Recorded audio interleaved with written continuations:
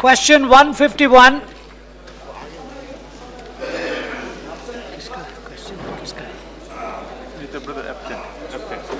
Absent. Let the answer be laid on the table. Answer is laid on the table of the House. Supplementaries, Mr. Balgopal. Thank you, sir.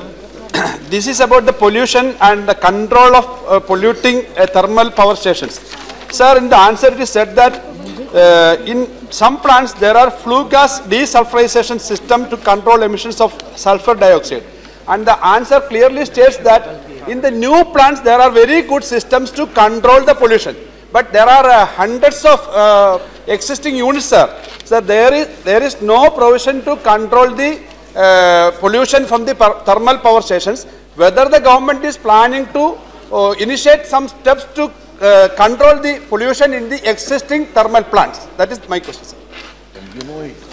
एक बहुत ही महत्वपूर्ण, you have asked a very relevant and important issue you have flagged. And yes, today there are 151 thermal power generating units, out of which 19 are found critically non-compliant, and we have mandated them that they should come to the standards in a time-bound manner. But more than that, as you rightly raise, we need to revise. Today, the standard is that stack emission norm is 50 milligrams of particulate matter in 1 cubic meter of air. But world over it is now today, no, this is 50 milligram is not, it is implemented in the responsible management where that is practiced in some units. Today the norm is 150 milligram. 20 साल में इसका revision नहीं हुआ है. In 20 years that is not been revised. And we want to revise it.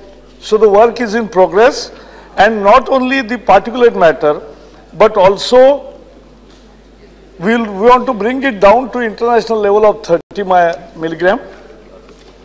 SOx, SO2, NOx and mercury, all should be mapped and they must be contained.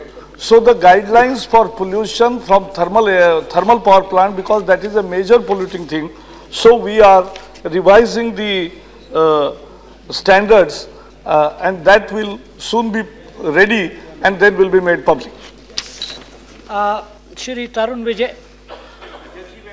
से पूछना चाहता हूं कि यदि थर्मल पावर स्टेशन से पॉल्यूशन को नियंत्रित करने के लिए जो प्रयास कर रहे हैं, उसके विकल्प के रूप में क्या वे सोलर एनर्जी और पवन ऊर्जा इसके विषय में विशेष रूप से ध्यान केंद्रित करना चाह रहे हैं, और यदि चाह रहे हैं तो यह विकल्प कितनी मजबूती से वे ले जा रहे हैं, विशेष रूप से उन राज्यों में जैसे उत्तराखंड है, लद्दाख है, अरुणाचल प्रदेश है, जहां पे ये थर्मल पॉल्यूशन जो है पावर स्टेशंस का, उसके खतरे अधिक बढ़ जाते हैं।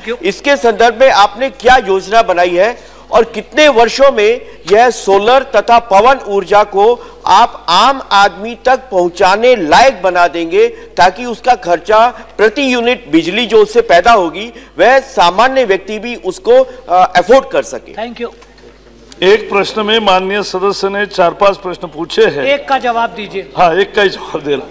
पहले तो ये बात है कि जो थर्मल पावर प्लांट से जो एमिशन जो होता है वो भी खतरनाक है, वाटर रिलेटेड इश्यूज भी है, वो भी वाटर को कंजर्वेशन की जरूरत है, फ्लाई ऐश का बहुत बड़ा मुद्दा है और आज भी फ्लाई ऐश केवल आधी यूज होती है, और कोल क्वालिटी का भी मुद्दा है, और there is a serious gap between the coal wash needed and coal wash provided. So there are huge questions on pollution front. But as far as the renewable energy is concerned, the renewable ministry has already clarified, and our Prime Minister Narendra Modi has put up an ambitious goals and have upscaled our solar energy targets from 20,000 megawatts to 100,000 megawatts. And that's a huge jump. It means, and plus 60,000 megawatts of wind energy, 5,000 of hydro energy, 10,000 of nuclear energy, 10,000 of biomass energy. all put together, this means $150 billion of investment, and more than that, it is saving of emission of 300 million tons per annum. That's a huge contribution of India, and which will be achieved in next 7 years. But that will be 15% of our energy mix. And I think that's a very ambitious target India has showcased and put on the world map. I think that's a positive action from Indian side. Thank you, Shrimati Renuka Chaudhary. Question 151. Supplementary. No, am I allowed supplementary? Fly ash ka. Do you have a supplementary? Or you would rather go to Sir, your... supplementary, sir. I'd raise my hand for that. You might concede it to somebody else. No, sir. I'm not. Okay. The next question is mine. That's why I want the Honorable Minister to understand that the emissions of these thermal plants and the fly ash has tremendous agrarian applications, and fly ash bricks were also made which were used for construction. So the government can easily take a stand. Why is it that you are not able to take a stand to say that fly ash bricks will be used in any construction that will be done in and around the thermal plants to start with? Thank you. And the agrarian applications of fly ash, which is very rich, and it can be used to re-energize the soil for agriculture in the surrounding areas, which would reduce transportation costs of fly ash and also give us dispensation for that. Absolutely agreeing to the proposal what she is putting, but let us also understand that today fly ash is being used in more quantity in cement, in bricks and tiles, in reclamation of low-lying areas, in mine filling, in ash dike rising, then roads and flyovers, and agriculture, as you rightly said, and concentrate on others. But still today, only 57% of the fly ash is being used. We have to try that we achieve 90%, 80% or more. And so that is why the action plan is made, and on 6th and 7th, we have conveyed the meeting of all environment and forest ministers in New Delhi from all the states. And Prime Minister Narendra Modi will be inaugurating it.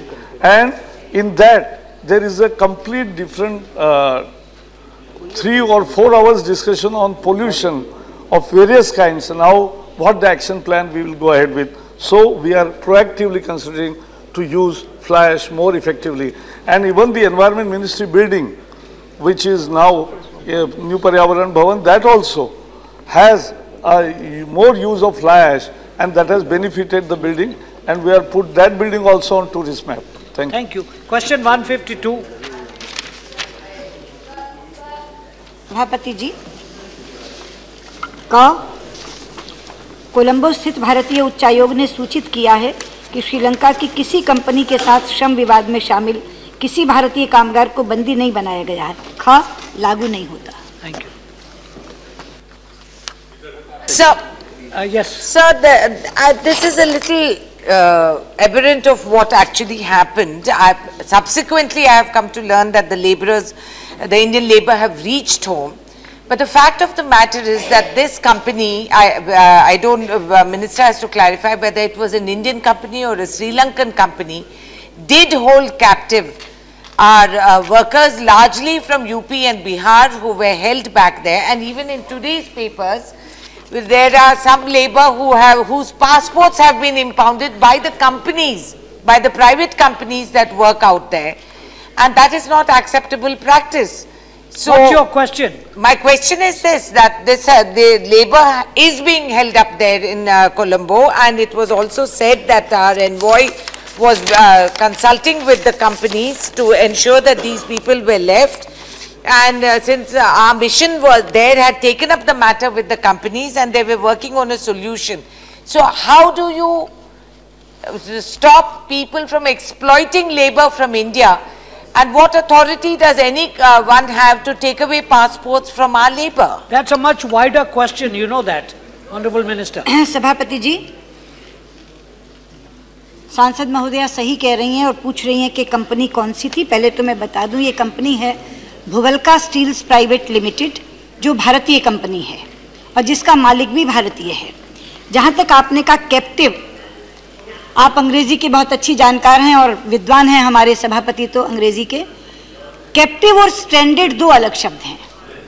Captivity की परिभाषा में किसी को लाने के लिए ये ज़रूरी है कि उसका मूवमेंट प्रतिबंधित किया जाए, ना मिलने दिया जा रहा है, ना फ़ोन करने दिया जा रहा है, ना कहीं घूमने दिया जा रहा है, तो वो कैप्टिव होते हैं।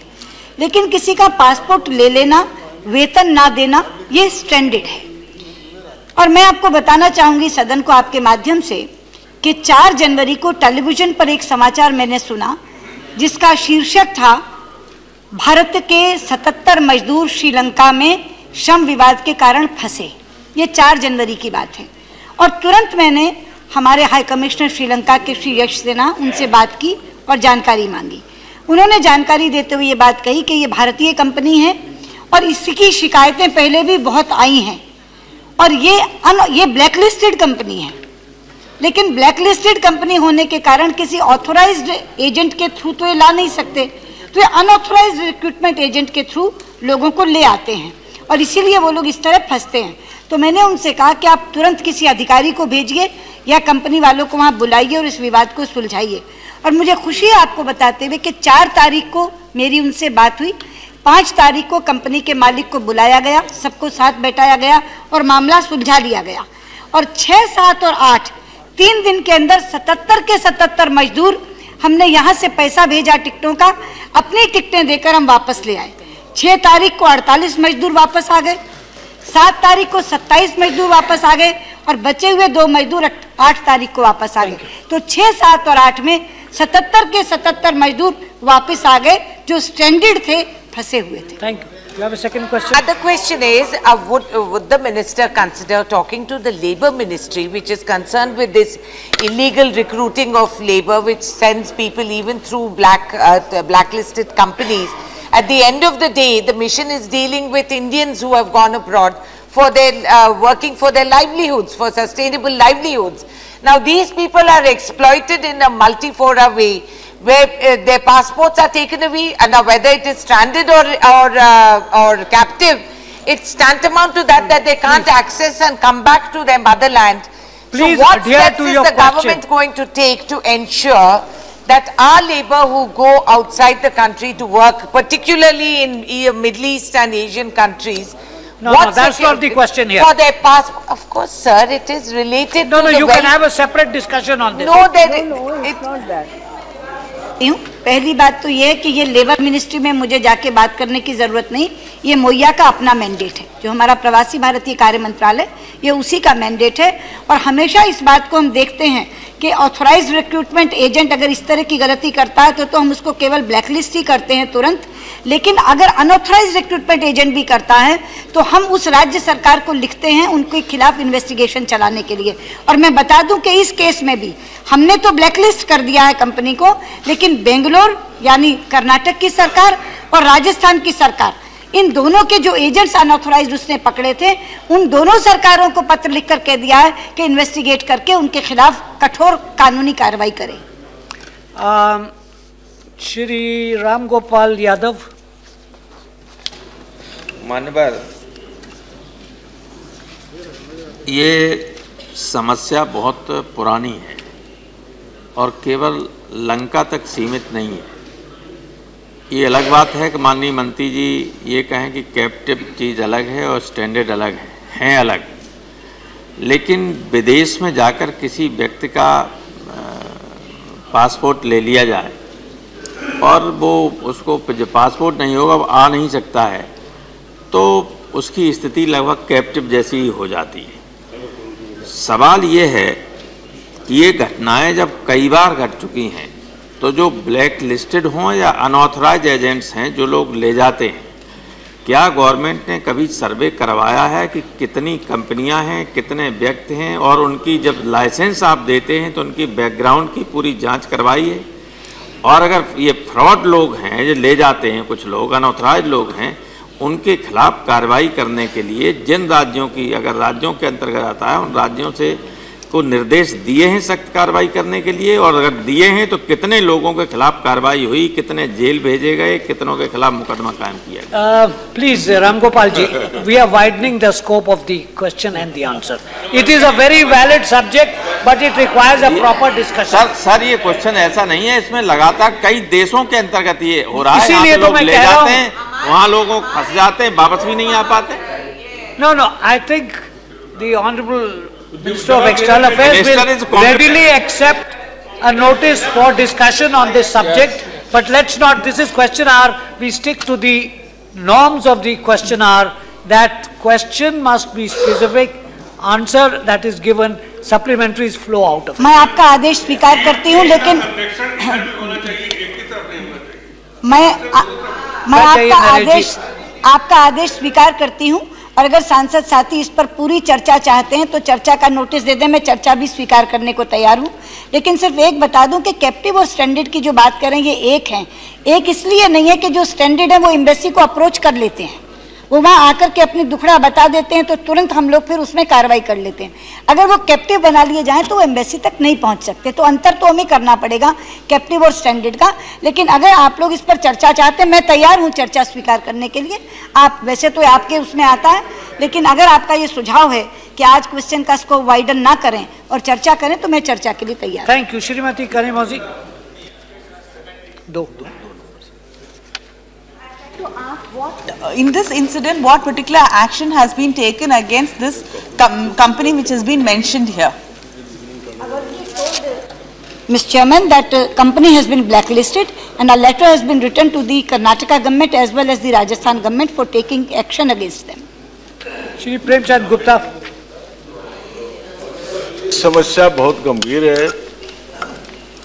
अभी पीछे में बहन जी आपने देखा होगा कि जब इबोला वायरस फैला था अफ्रीका में, वेस्ट अफ्रीका में, तो सर लेबर तो अनपढ़ है, गरीब लोग है, पढ़े लिखे नहीं है, लेकिन वहां पर तो क्वालिफाइड डॉक्टर्स को रोक लिया गया, उनके पासपोर्ट ले लिए गए।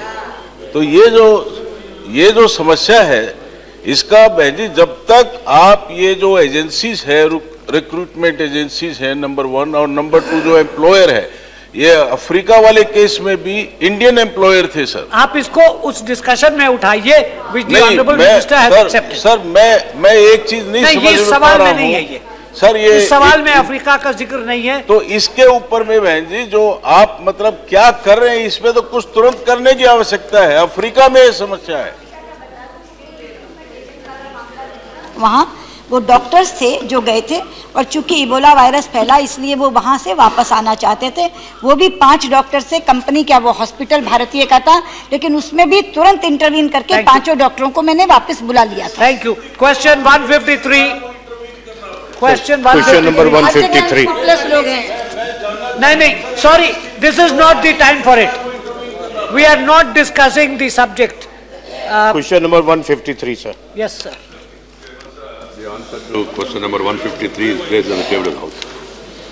सर, ऑनरेबल चेयरमैन सर, मैं आपके माध्यम से माननीय मंत्री जी से जानना चाहता हूं कि उन्होंने अभी इसमें एक रिप्लाई दिया है कि मास्टर प्लान 2021 जिसका नोटिफिकेशन 4/3/2014 को हुआ, उसमें बिल्डिंग्स की हाइट को 15 मीटर से बढ़ा के 17.5 मीटर कर दिया गया है। तो मैं ये जानना चाहता हूं कि जो कॉलोनीज 20 साल पहले रेगुलराइज हो चुकी हैं, क्या वहां भी ये अप्लाई हो रहे हैं? उनके भी मास्टर प्लान्स जो लेआउट प्लान्स अप्रूव हो रहे हैं या नहीं हो रहे हैं, और नहीं हो रहे तो उसकी वजह क्या है?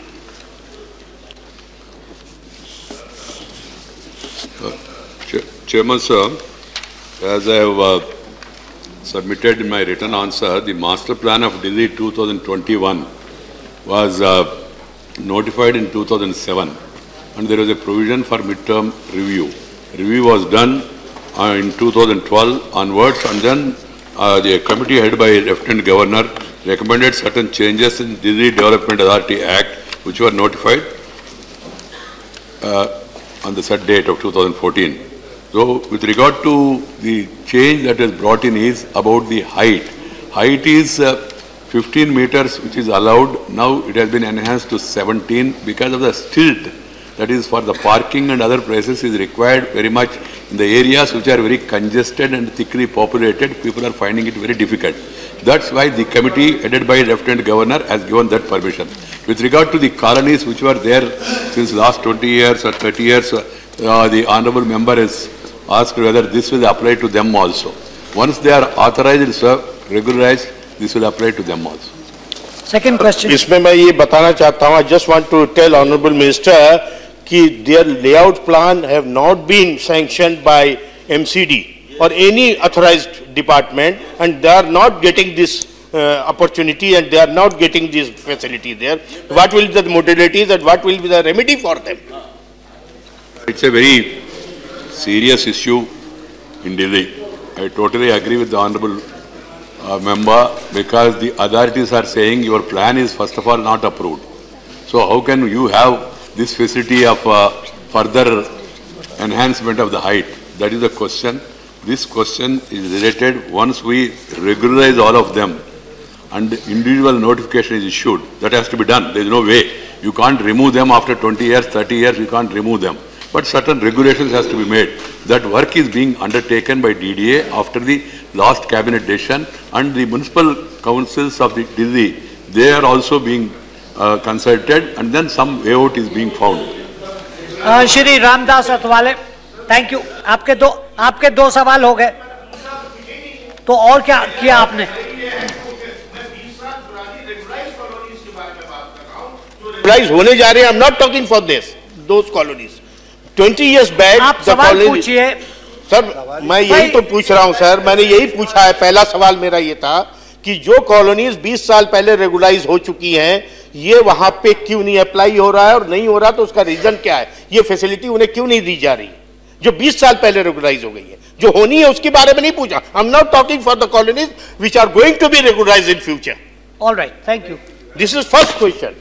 To understand the distinction between regularized on paper, regularized as per the procedure, that is also a big problem in Delhi. The honourable member is familiar with Delhi.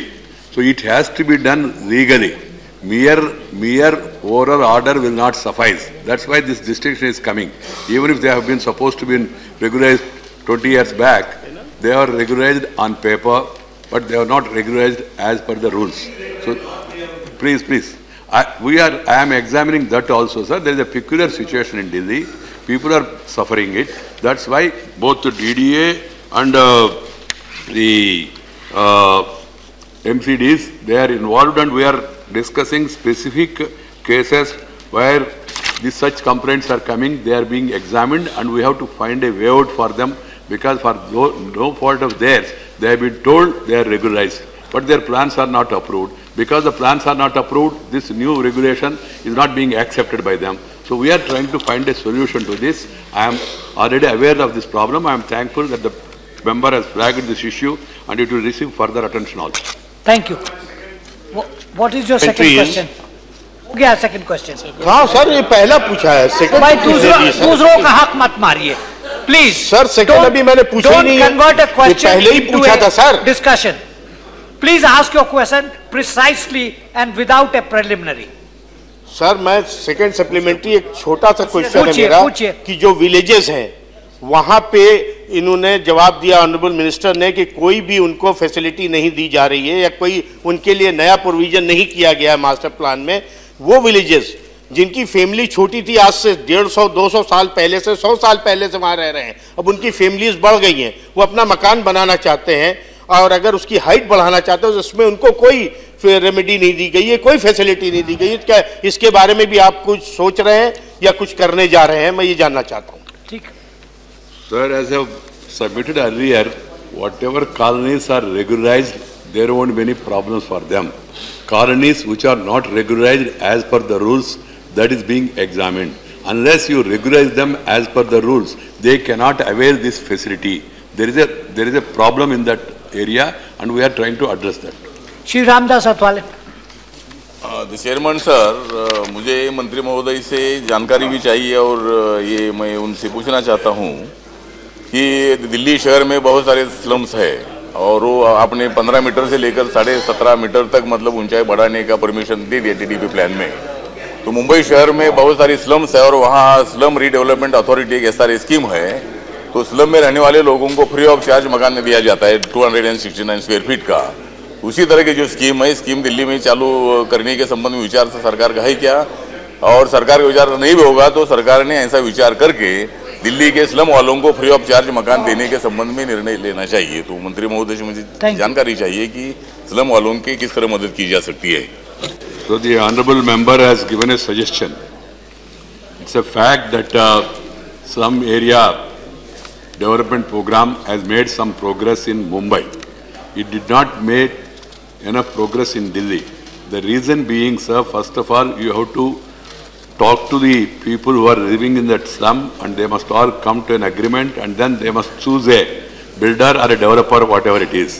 Sir, to correct all of them together, make them to agree for a particular developer or a promoter is not an easy task. In Mumbai it happened, but I don't want to make any negative comment. It happened for some other reasons. Some people who have got all the capacity, they could mobilize these people. In Delhi, that aspect also is being examined. So far we have not met with enough success with regard to slum rehabilitation program. But at least the authorities themselves has to take up this program, but the people who are living there, they are not ready to go to any other place. Unless they move out for the time being, you cannot develop that area and then you can bring them here. What is happening with regard to private developers, sir? Private developers are shifting them to some other area as a transit stay and construct the building and then bring them back here and allotting them. There has to be that much confidence. Here the people are not willing to leave because they are afraid the moment they leave the place, they will lose the right over that land. That is the apprehension. For that, governmental agencies are not able to really convince them. In certain areas we have developed also, but people are not willing to go to faraway places. They want residential housing places where they are living as on now. There is a practical difficulty, and Delhi Development Authority has been given certain examples of Maharashtra model, Mumbai model, and also other models which are even Tamil Nadu model earlier also.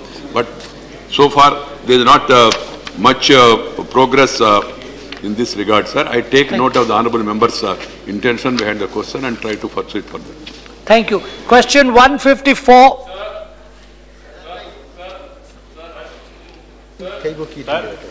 प्रश्न संख्या 154. Thank you. Let the answer. माननीय सभापति जी, मैं आपके माध्यम से, sir mic काम नहीं कर रहा, मैं आपके माध्यम से माननीय मंत्री जी से जानना चाहता हूं।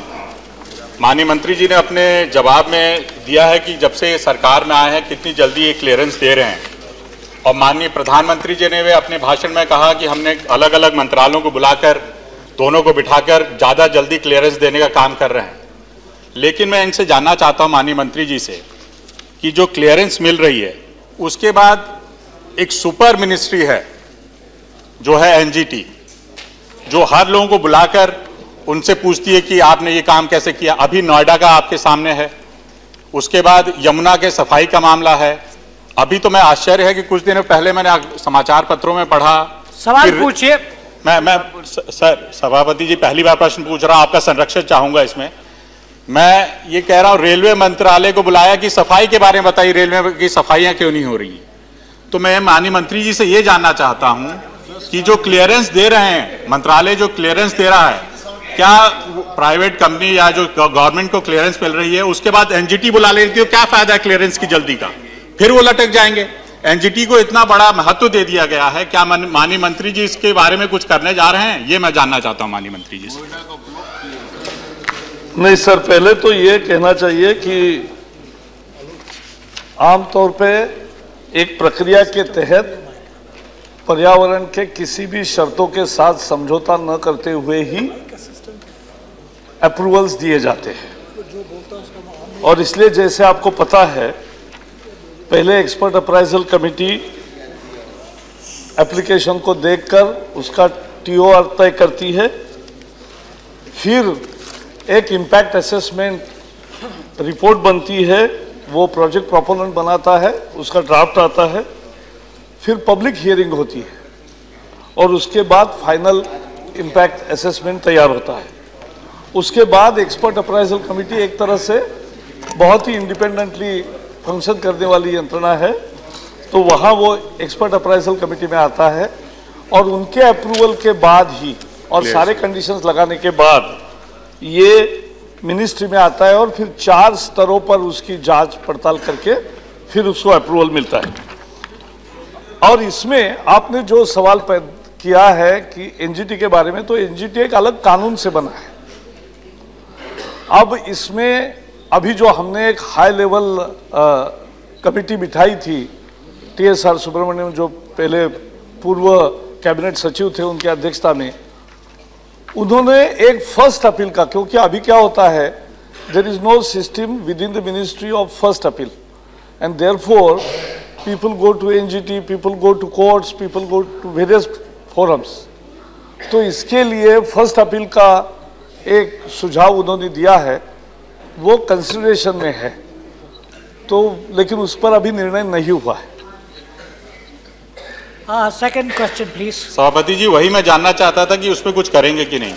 दूसरा प्रश्न मेरा ये है, माननीय मंत्री जी ने कहा अभी कि इन्होंने एक कमेटी बैठाई थी सुब्रमण्यम जी के अध्यक्षता में, उसमें कुछ सुझाव 55 सुझाव दिए थे उन्होंने। उसमें से एक सुझाव था कि वो एक ऐसा नेशनल एनवायरनमेंट मैनेजमेंट अथॉरिटी बनाई जाए, और दूसरा सुझाव था उसी में उनका कि एक स्टेट एनवायरनमेंट मैनेजमेंट अथॉरिटी भी बनाई जाए। मैं मानता हूँ ये बहुत अच्छा सुझाव है। सरकार भी चाहती है कि कुछ काम राज्यों को दिया जाए, राज्यों को किया जाए। मेरा ये मानना है कि राज्य भी जानते हैं कि पर्यावरण के लिए उनके लिए क्या अच्छा है क्या नहीं है, सही है, तो राज्यों को देने के बारे में आपका क्या? ये बहुत महत्वपूर्ण मामला है और इसमें तो नेमा और सेमा ये 2 बड़े सुझाव है जिस पर चर्चा हो रही है। मैंने सभी मुख्यमंत्रियों को लिखा है, अनेक राज्यों से उस पर अपनी टिप्पणी आई है। अब 6 और 7 अप्रैल को जब इसकी कॉन्फ्रेंस हो रही है तो सभी पर्यावरण और वन मंत्री दोनों आ रहे हैं, तो इसमें भी उसका एक बार फाइनल किस किस की क्या राय है वो एक कंसल्टेशन का आखिरी पायदान होगा और उसके बाद फिर उसमें लॉ में क्या बदलाव करने हैं इसके बारे में प्रारूप तैयार होगा और फिर आपके सामने समय पर आएगा। जहां तक राज्यों को देने की बात है, क्योंकि कोई उद्योग लगता है तो वो रोजगार पैदा करता है, वो निवेश होता है, वो उस एरिया का विकास करता है, लेकिन उसमें पर्यावरण को हानि नहीं होनी चाहिए, ये देखने की बात है। और इसलिए ये प्रक्रिया ठीक तरीके से हो लेकिन उसका विलंब न हो, ये मुद्दा है। और विलंब टालने के लिए हमने बहुत सारे अधिकार राज्यों को दे दिए हैं। जैसे जंगल से गुजरने वाले समझो लीनियर प्रोजेक्ट्स है, सड़क है, रेल है, इरिगेशन का कैनाल है, ड्रिंकिंग वाटर का कैनाल है, ट्रांसमिशन लाइन्स है, पाइपलाइंस है, इसके लिए भी इतनी लंबी प्रक्रिया थी कि उसमें बहुत समय निकलता था और प्रोजेक्ट का कॉस्ट बहुत बढ़ता था। अब किसी भी पर्यावरण के शर्तों के साथ समझौता न करते हुए भी ये प्रक्रिया अब रीजनल कमिटीज को फॉरेस्ट डाइवर्जन का भी और लीनियर का भी एक स्टैंडर्ड गाइडलाइन बना के हम दिया है और रीजनल कमिटीज में भी स्टेट्स उसके भागीदार बने हैं, उनके अधिकारी उसमें सदस्य होते हैं। तो एक बहुत बड़ा पैमाने पर राज्यों को अधिकार दिया है और कुछ चीजें तो हमने ऐसी की है processes, just to mention few, कि ये जो जनरल कंडीशन जो प्रोटेक्टेड एरियाज होते हैं उसका एक 10 किलोमीटर के दायरे में अगर प्रोजेक्ट लगाना है तो बहुत दिक्कत होती थी, तो 5 और 10 किलोमीटर के दायरे में जो है, जो कोर्ट ने भी क्लियर किया है, तो वो राज्य करेंगे, ये अधिकार राज्यों को दिया है। इरिगेशन प्रोजेक्ट्स है जो 2000 हेक्टेयर तक है उसको अभी इसी से एग्जम्प्ट किया है क्योंकि किसानों के फायदे का है। बायोमास थर्मल प्लांट्स है वो 15 मेगावाट तक के किया है। तो ये ऐसे बहुत सारे हैं और मैं ये सारे कदम भी आपको फिर से भी अलग सूचित भी करूंगा, लेकिन मिनरल बेनिफिशिएशन प्रोजेक्ट है उसका भी कैपेसिटी उसमें बढ़ाया है। तो बहुत सारी प्रक्रियाओं का सरलीकरण का प्रयास लगातार चल रहा है और जिसमें राज्यों को ज्यादा डेलीगेट अधिकार कर रहे हैं ताकि ये प्रक्रियाएं ठीक हो। Shri P Bhattacharya ji. The minister has said that 644 projects, both the public and private, are at a various stage of consideration. I would like to specifically know how many public projects are still pending and why all these projects are pending, what are the reasons? हाँ, इसमें एक बात बताने की जरूरत है। 2012 में 101 public utilities के प्रोजेक्ट्स अप्रूव हुए थे। 2013 से 2014 जून तक 85 प्रोजेक्ट हुए थे और अभी पिछले 9 महीने में 141 पब्लिक यूटिलिटी प्रोजेक्ट्स यानी पब्लिक सेक्टर के प्रोजेक्ट्स को अप्रूवल दिया गया है, मंजूरी दी गई है पर्यावरण शर्तों के साथ। अब जो 640 है वो प्रोसेस में है। हमने 9 महीने पहले एक प्रक्रिया शुरू की ऑनलाइन, और ऑनलाइन का फायदा ये हुआ है कि हर जो प्रोजेक्ट प्रोपोनेंट है, पब्लिक हो या प्राइवेट हो, वो ऑनलाइन एप्लीकेशन करता है, समय बचता है। इसलिए अब उसका भी हम स्टैंडर्डाइजेशन कर रहा है कि टीओआर का स्टैंडर्डाइजेशन करके जिसको 60 दिन लगते थे उसको 0 दिन लगेंगे, उसको दिन लगेगा नहीं, क्योंकि सारी स्टैंडर्ड कंडीशंस होगी। तो वो अगर आप ऑनलाइन एप्लीकेशन में डालोगे तो your application goes to the second stage. सबसे बड़ा मुद्दा यह है कि ऑनलाइन के कारण फाइल की मूवमेंट कहाँ है वो देखी जा सकती है। So any project proponent from his office can see the end track the movement of the file. ये जबरदस्त एम्पावरमेंट है। ये ऑनलाइन करके पारदर्शिता लाने का जो सारा प्रयास है उससे ये फायदा मिला है, और इसलिए अब समयबद्ध तरीके से इसको भी हम ट्रैक कर रहे हैं कि एक्सपर्ट अप्राइजल कमिटियां में 3-4 है इंडस्ट्री और इंफ्रास्ट्रक्चर के, कि जहां ज्यादा लंबित है मामले उसको हम 3 एक्सपर्ट अप्राइजल कमिटियां बढ़ा रहे हैं ताकि काम विभाजन होगा और उसका जल्दी प्रोसेस होगा। Thank you. Shri Anil Desai. May I know from the Minister, though this is exactly not connected with the private projects and the state-wise details what you have given, but it is connected to climate change, which is an essential part.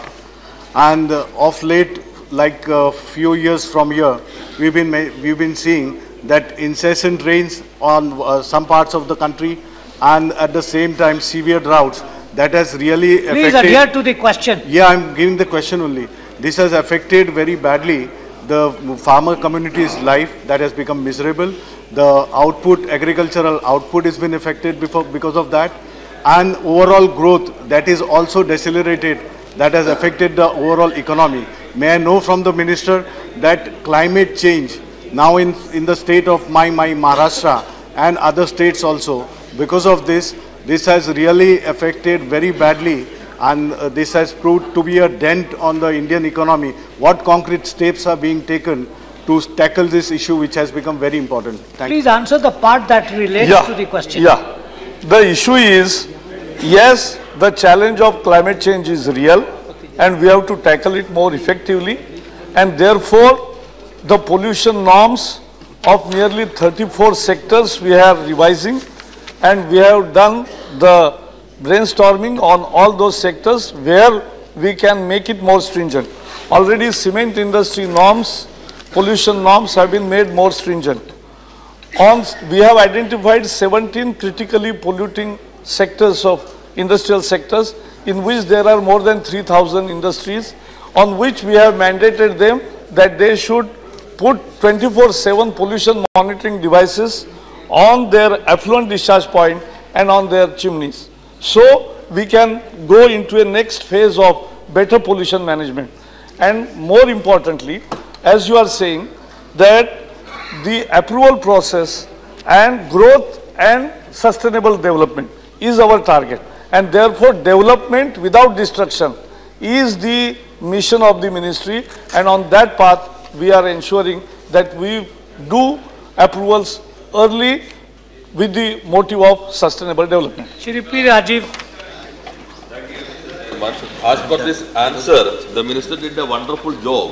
Within 6 months, he has cleared 185 projects. But 6 months. But I think de facto, he declared a war on environment, sir.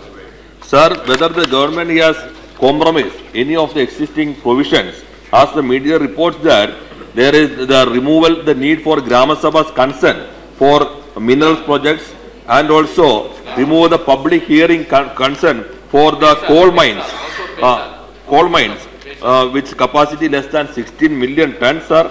Now, Minister, in this answer to the supplementary question, he has mentioned that the critically polluted areas. But this ministry is reported that lifted the moratorium on some critical polluted area. If so, whether the government has lifted moratorium on critically polluted area, any of the areas, or give this type of relaxation, if so, on the basis of whether the government has conducted any scientific study to giving this relaxation, if so, whether any independent members are there? Yes, in all expert panels there are many independent members, and they are renowned scientists and experts in their respective fields, and we definitely consult and take consultations of many non-governmental organizations also working in this field. The issue is that we have not diluted any norm. We have not done away with public hearing where it was absolutely necessary and is already there. So no, not change. That is what I am saying. You can send me a letter and I will tell you that in where or what conditions there is no relaxation. Public hearing is a part of important process. What for coal, for power, I'll tell you. Yeah, but no, but because that it was to raise, because as you know that coal, we are importing coal of 1,20,000 crores for last 3-4 years continuously. We must stop. We are sitting on coal deposits, and therefore, please stick to the question. Therefore, 1 minute. Very specific. Very specific. So, from a small capacity increase to the existing units by observing all environmental condition is only granted. Nothing more has been diluted. Let me be very clear. Question. Please. In schedule areas are being violated. No. In schedule areas, that's a separate it is matter. mandatory. Sir, I think this is very relevant to his question, sir. Sir, the very fact if you are not satisfied with the answer, you know the procedure. Sir, the constitution provisions of PESA, the schedule areas are being violated. Public hearings are not being done. The tribal ministry is objecting to the guidelines. Please raise that question separately. Can Forest Environment Ministry overrule the Indian Constitution? Please. No, that's not true. That's not true. Please. 155, question 155. Yes, thank you. Let the answer be given. Question, answer is laid on the table of the House. Sir, Chairman sir, thank you sir. To you I would like to know whether the Honorable Minister is aware that during the recent visit of President Barack Obama to India, his life expectancy was cut by 6 hours. An average MP attending the Parliament in 2015 is losing 1 month each year due to air pollution. And every citizen of Delhi is losing, is harmed, whether he smokes or not. He's equivalent to 10 cigarettes a day. Also, the Center Science and Environment has said that the air pollution level is much higher than the monitored and recorded by Delhi. So, is he aware of these facts and is he doing anything to remedy them? Sir, ये बहुत महत्वपूर्ण सवाल है, क्योंकि दिल्ली की हम सब यहाँ रहते भी हैं और बहुत सारे बार आते हैं, तो केवल हम आते हैं इसलिए नहीं, यहाँ की 2 करोड़ जनता है और यहाँ हवा का प्रदूषण निश्चित रूप से चिंता का विषय है। और मैं कहूँगा मोटे तौर पे कि अगर जो पोल्यूशन की मात्रा होनी चाहिए या ठीक है, उससे 3 गुना ज़्यादा कम से कम है, ये फैक्ट है। अब कुछ पेपर्स में और कुछ समाचारों में या कहीं एक जगह लगाते हैं लोग, उससे वो 4 गुना दिखता है, लेकिन उससे फर्क नहीं पड़ता। 3 गुना ज़्यादा खतरनाक हो या 4 गुना खतरनाक हो, उस विवाद में मैं नहीं जा रहा। What I am saying is, Delhi air is really a problem, and therefore what we have done is, in last 4 months, we have taken 3 meetings with the Delhi government officials and Delhi government, and now it is decided that short-term measures like effective implementation and tightening of PUC norms for all vehicles, Then there is other norm is prohibiting non-destined vehicles to enter Delhi. Then infrastructure arrangements like checking of overload vehicles, parking policy, introduction of Euro V norms, which ministries are considering whether that can be leapfrogged, promotion of battery operated vehicles, increasing number of passengers using metro, illegal burning of garbage, horticulture waste, converting horticulture waste into RDF, mechanical sweeping on main roads to suppress the dust, because dust is also an important pollution in Delhi, action plan to green Delhi, and setting up of air quality monitoring stations more. We have today 19 stations, but we want to increase it. Prohibiting non-destined vehicles to enter. Long-term plan भी public transport का और बाकी सबका है, amendment to CMV rules, setting of electric crematoriums. Now we have asked Delhi government, to come up with implementation action plan by 31st March and with timelines also for each program. And I think that's a concrete step. We must address this. This is most serious issue. Many other cities like Delhi are also there are 66 cities. State capitals, 1 minute. State capitals plus 44 billion plus cities, million plus cities. And in those cities, we want to take up air quality. And this is very important. And therefore, we are taking action in all 1+ million cities and state capitals also. Thank you. Second question. Sir, in the reply, the Honorable Minister has said out of 46 metropoles, there are 189 stations which are being monitored, which are doing the monitoring. Sir, the reply also said the data so generated is collated, compiled and analyzed. Sir, but I want to know from the, why is this data not shared with the normal public? Why is it not on the Central Pollution Control Board's website? Why are there no benchmarks released so that, you know, laggards can be punished and the good people can be encouraged to do better? Thank you. Very right question honorable member has raised, and I'm one with him that this information, and therefore now we are increasing our air monitoring stations. First, today it is only 2.5 particulate matter which is being counted on this. We want to increase it to 6 different parameters, and in those parameters, PM 2.5, PM 10, SO2, NO2, CO, ozone, ammonia and lead, all will be mapped. And there will be a cumulative air quality index, which we are going to launch on 6th of April. That will give a description of air quality in any city or any particular station location with one number, one code, one one color. So it will raise awareness among the people. And we also want to launch a public campaign, because he asked public participation. His question is, why is this not being shared with the public? No, that is what I am saying. We are now putting up more stations. The information will be shared on website also. That's a suggestion for action. A good suggestion. Will definitely took it to the public and give information available to the public. Thank you. Shri Ajay Sancheti. Sir, मैं आपके माध्यम से माननीय मंत्री जी से जानना चाहूँगा कि जो 4-5 एजेंसीज जो ये एयर पोल्यूशन कंट्रोल मैनेज कर रही है, are they fully equipped with the best of the equipments as per world standard, या ये पांचों के रिपोर्ट्स अलग अलग आते हैं और फिर कंपाइल करने के बाद में कुछ और दिया जाता है?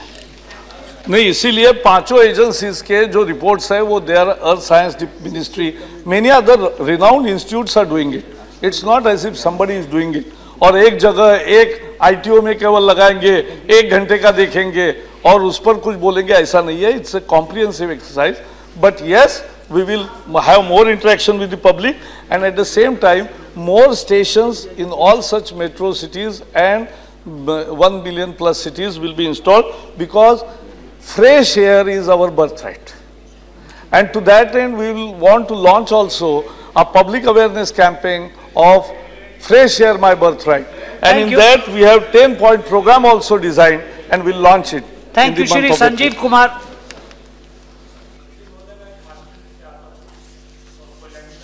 कोयला तांबा और दूसरे मिनरल्स निकालने के प्रोसेस में पूरा कोयलांचल जो है सो बराबर पॉल्यूशन के चपेट में रहता है और इस प्रोसेस में लोगों को कैंसर, टीबी और अस्थमा की बीमारी होती है।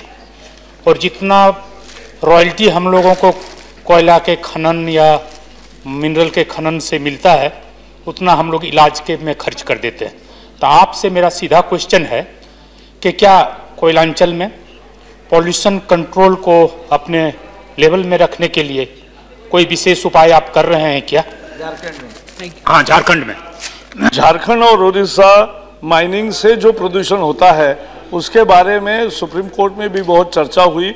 हमने जगह जगह कैरिंग कैपेसिटी के स्टडीज किए हैं और कैरिंग कैपेसिटी से ज़्यादा कहीं न जाए और बेस्ट प्रैक्टिसेस जो है, बेस्ट टेक्नोलॉजीज है, उसका उपयोग करके वो प्रदूषण कम हो ताकि लोगों को हानि ना हो, ये देखना बहुत ज़रूरी है।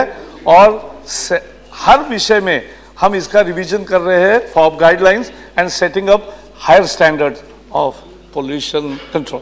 Thank you. श्री रापुलो। सभापति महोदय, जहाँ से केसरी बाल गंगाधर तिलक जी आते हैं वहाँ से आते हैं हमारा पर्यावरण मंत्री और उन्होंने ऐसी प्रकाशन डाले हैं कि पर्यावरण और सुरक्षित शुद्ध हवा हमारे जन्म हक है। And my question emanates from the supplementary D, the pollution management. Fresh air is birthright and the ozone is in deep danger. Though the developed nations are emitting highly dangerous gases, India is not much behind that. Keeping these factors, his answer is that the pollution management is responsibility of owners and the central and state pollution boards are in disarray. There are What is the question? Yes sir, I am coming to that. The models to check the pollution through the pollution boards are still obsolete. They are yet to be updated with the modern advanced technologies. Is the Environment Ministry looking after to upgrade the mechanism to check the air pollution throughout the country? Thank you. Thank you, sir. Yes, this is again suggestion for action, but importantly, we want to monitor air quality, and air quality is a product of overall pollution control measures taken in across sectors, and those measures are being, as I told you, are being reviewed and are being upgraded so that more stringent norms will give clean air and there will be less and less pollution. Thank you. Question 156. Question 156, sir. Table of the House. Sir, as you know, India is urbanizing very rapidly, not just the big cities, but every taluk and district headquarter. Unfortunately, this is happening without adequate attention to waste management. Urban centers simply ship their waste to the outskirts where some poor villagers have to deal with the health and environmental consequences of the waste in their backyards. So, municipal governments across the country have failed to address this challenge in a proactive and effective manner. This has become a national problem, and therefore it is imperative that the Urban Development Ministry takes a proactive role in addressing this challenge. Now, the Minister has pointed out in his reply that they have launched a Swachh Bharat mission, that they are putting money to match private as well as municipal funds in this direction. So, but just throwing money behind or at these problems is not going to make it go away. What's the question? But the question is, there are other countries, there are international companies that have the expertise who have dealt with these problems before. What measures is the government taking to invite international expertise and to have state-of-the-art technology so that we do not repeat the mistakes of other countries in terms of waste management? It's a very good question, Honorable Member of the House. I need to tell you that it is indeed a very important problem that our country is facing, and I think the very reason for our Prime Minister stressing on the Swachh Bharat mission is to achieve the goal that has not probably been up to the mark in the last few years. Let me tell you that the Government of India has launched Swachh Bharat mission on the 2nd of October, as you all know. with the target of making the country clean by 2nd October 2019. Now that's a very challenging target, but the government is very, very serious in making every party responsible, including the state governments, the urban local bodies and the private sector, including the, to ensure that the state government and the urban local bodies can actually be a part, complement the initiative of the central government. Solid waste management is definitely, it's a most important and eligible component under the Swachh Bharat mission, and these projects are eligible for grant, viability gap funding up to 20% of total project cost from the Government of India. The balance funding will come from other sources such as the state government, the urban local body, and as you rightly said, very importantly, the private sector. So the government is actively looking at engaging the private sector in helping achieve that mission of Clean India by 2019. Now let me tell you that the estimated cost of implementation of Swachh Bharat mission is about 62,009 crore, and the Government of India share as per approved funding is about 14,623 crore. So we are definitely actively engaging private parties, private sectors to ensure that the rest of the thing is in place and we can approach the entire Swachh Bharat mission problem, as you said, in a holistic manner. Thank you. Second question. Sir, my first question was also about international best practices and international companies. That has not got addressed. Let me now come to another human aspect of waste management, sir. India has traditionally had rag pickers, scavengers, poorest of the poor who work in the domain of waste management. As we bring in private players, as we bring in these kinds of Swachh Bharat missions, what is the government doing to ensure that these poor people do not lose their livelihood? How are they being trained and retrained to be part of these new waste management initiatives? And can you ensure that these poorest of the poor are not left in the lurch after these initiatives as we go towards cleaning up our cities? Thank you. See, the most important segment of any mission is to create awareness. Now, as you know, in the recent several censuses and surveys, we have found out that it is the most important thing to make India clean India by 2019, a dream of Honorable PM, is to create awareness amongst the people where they can use the facilities that are given to them. In spite of providing a lot of facilities to the poor, most are still not willing to go to the public toilets and use them in the manner that is to be desired to make India clean. So advisories have been sent to states. So several private parties are. Okay, go ahead. One minute. I am getting to that. 1 minute, please. Chairman, sir. It's a major challenge before the country. And you know, the urban local self-governance is with the local bodies and the state. The center supplements. As for the first part of the first question, with regard to the international experience and expertise and technology, the government is holding consultations with all these experts in this field, and the government in principle have decided to allow public-private partnership in order to engage them also into this activity. So this solid waste management, waste to energy, one aspect, waste to compost, another aspect. But this experiment so far in the country have not met with the desired success. I do admit and share the concern of the Honorable Member. We are now analyzing the good practices and experience of so-called developed countries and trying to emulate some of those examples. And there are certain good examples within the country also. But at the end of, that's what I'm saying, within the country also, at the end of the day, sir, finally, the person, the organization which has to choose them is the local body. Center can only recommend them, center can only give them a helping hand, center can give them viability gap fund. That's what has been explained. But with regard to taking up a particular project, at the end of the day, the urban local body has to take a call, state and center can guide them to that extent. So the municipalities are being strengthened by explaining them better practices around the globe, around the country also. And then we are also allowing them to have partnership with NGOs. Some of the NGOs are doing good work. Their experience also can be taken, and then for capacity building also, center is funding the urban local bodies. These are the three aspects, sir, and from time to time, whatever good practice comes to our notice, our successful story comes to our notice, we will always be giving an advisory to the state and to the local bodies so as to sensitize them about the facilities that are available in other parts of the state or the country. Shri Tulsi. Honorable Chairman, sir, according to the statistics of the... I'm afraid question hour is over. The House is adjourned till 2 p.m.